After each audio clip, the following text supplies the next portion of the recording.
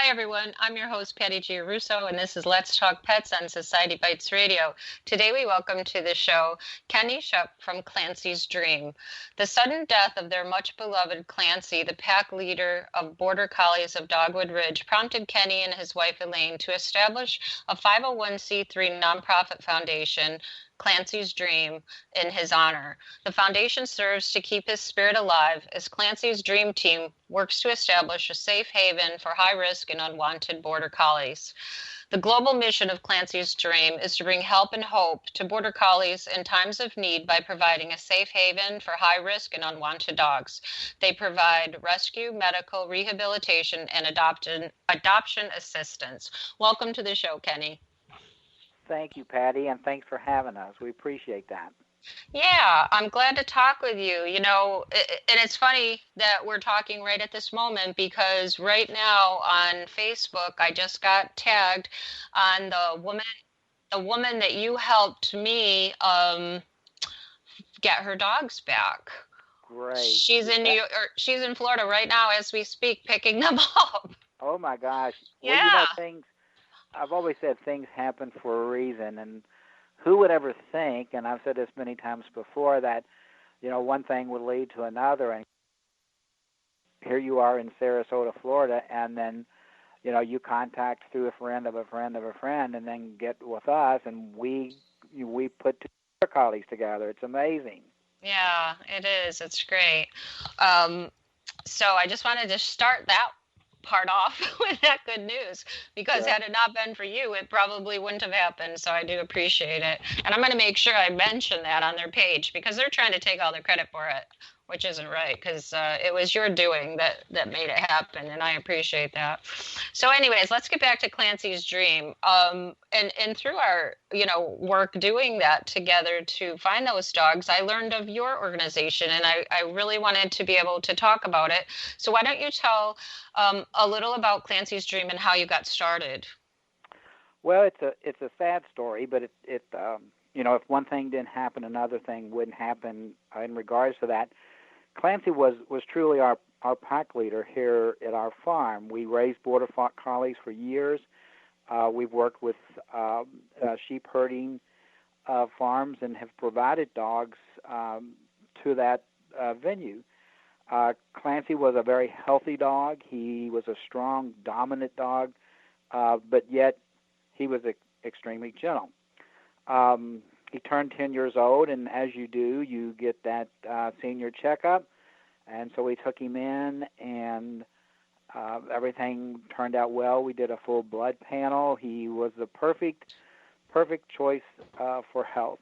And we were playing ball we have a lake with a diving board, and we had a group over, and the kids, as kids will be kids, ask, will your dog jump in the water? Well, Clancy does.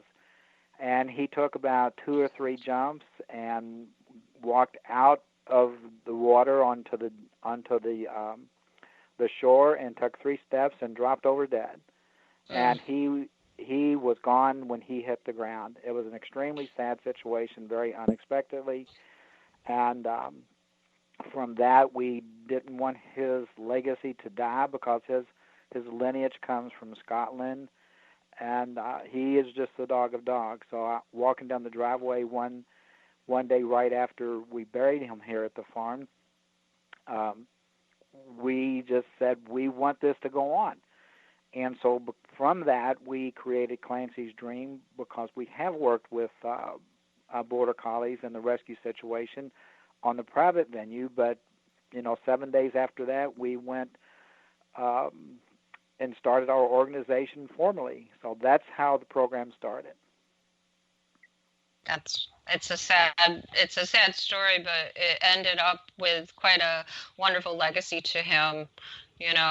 So sad stories and sad situations oftentimes lead us to great things, I guess, Oh, well, so tell me about, what type of work you do.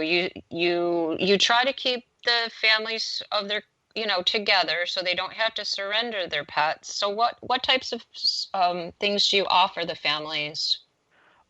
One thing with the Border Collie, and this is very unknown to some people, and it's just like they'll see Border Collies in a commercial or possibly the movie Babe, and everybody says, "I want a dog just like that."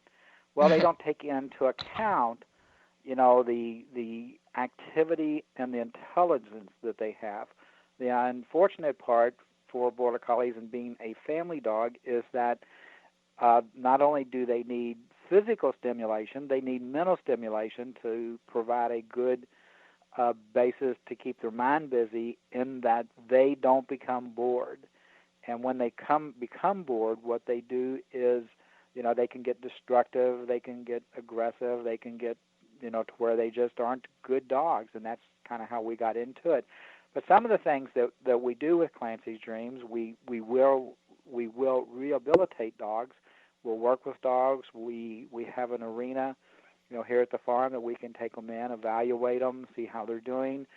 We take multiple phone questions and try to work with them like that. But I do need to say I am not an expert. I am not a behaviorist.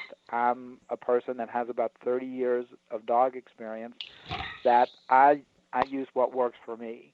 And I try to tell that and impress that's what we do. We try to keep them together and put the dogs that we do rehome in with the right family. It's not just we're looking for a home or a place for the dog. We're looking for the right dog in the right home, and that's crucial to an organization that wants to keep a good, solid family going. Right. Yeah. So you also offer medical help. I saw that. And what types of situations would these fall under? Well, it actually is almost every situation. We've had dogs that we had a veterinarian contact us in another state that he had heard of us, and he had an individual that came in with his personal dog, and the dog had a broken right front leg.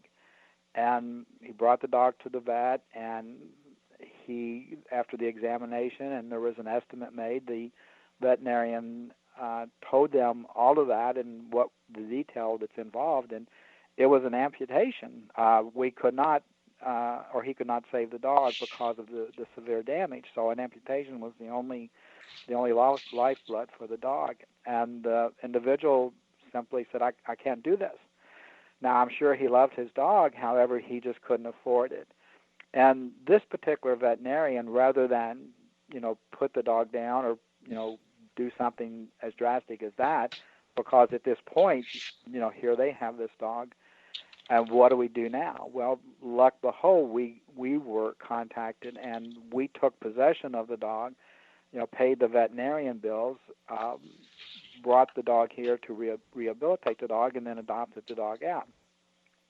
Now, the things like that those are so rewarding because it's a healthy, viable dog, and it actually will run just as fast on 3 legs as it does on 4 legs. So those are the kind of things that we try to do. We've picked up dogs that people would contact us. They were found on the side of the road that were injured, and we would work with them, and we always will get the best veterinarian care that we can, and particularly that what we run into very, very frequently is heartworms. Now, I don't know how prevalent this is in all of the states, but in our area, it's very prevalent, and you need to be on heartworm preventative. And that can range anywhere from $500 to $1,700, $1,800 to treat. Clancy's Dream will treat that, where multiple county shelters will not. They will euthanize the dog at that point. Mm. Yeah, it is a problem here, and thankfully we have a couple good organizations that try to cover that for our shelters for those pets that have it, right, because it is a big problem here in Florida. Yeah. Right. And it's not cheap to treat either, No, it's not. And part of the problem with heartworms, it's not just an injection and then everything's okay. It can run anywhere from a 60 to 90-day treatment to where the dog, and what's bad about Border Collies and their activity, they can't run. They need to be on a lead. So this is where, in our situation, we need to find the right foster that will foster this particular dog, so the heartworms won't break up, and we'll have a possible stroke or serious situation like that. Mm-hmm. Okay.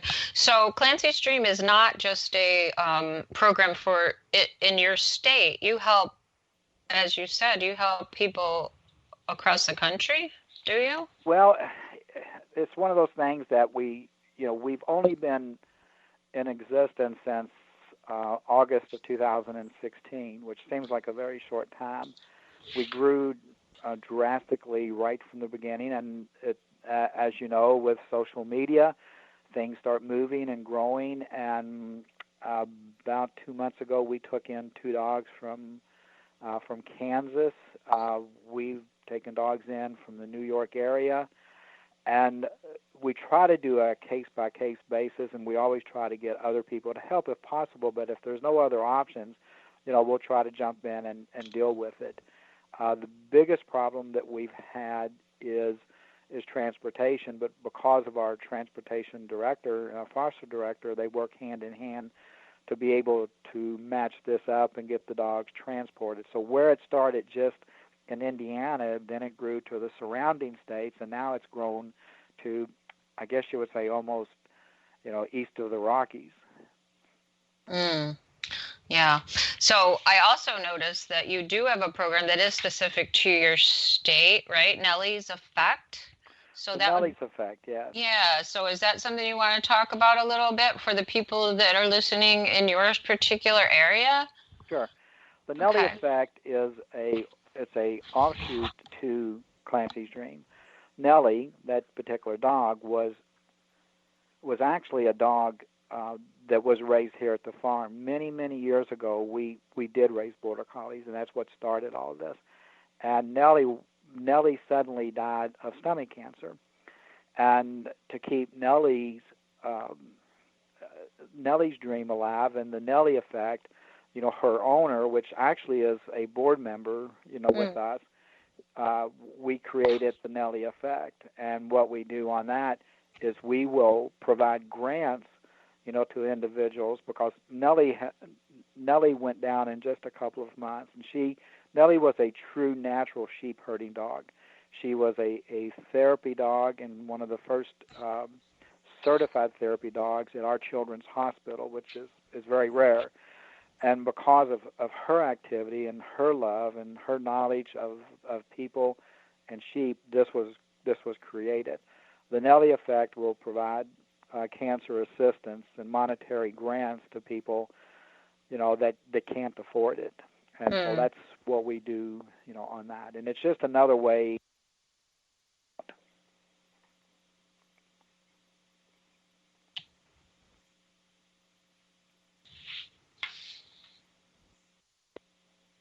Did I lose you? No, I'm here. Oh, okay. Sorry, you dropped off for a moment as soon as you said it was just another way. Oh, it's just another way to enhance what we do and try to help, our local community and also our Indiana national community. Yeah, it sounds like you've got a really wonderful program going there. And when we first spoke, it was Giving Tuesday around that time, and it looked to me like you had a lot of wonderful people that supported your organization, and that's great because it does sound like you do a lot of good work. Now, when you talked about, people understanding Border Collies, let's just talk really briefly about if somebody's considering a Border Collie, what do they really need to take into consideration so they don't end up having to get into a bind and feeling like they needed to surrender them? Well, funny you ask. Years ago, back when we used to raise Border Collies, I wrote an article, and I would send it to them, and it's why not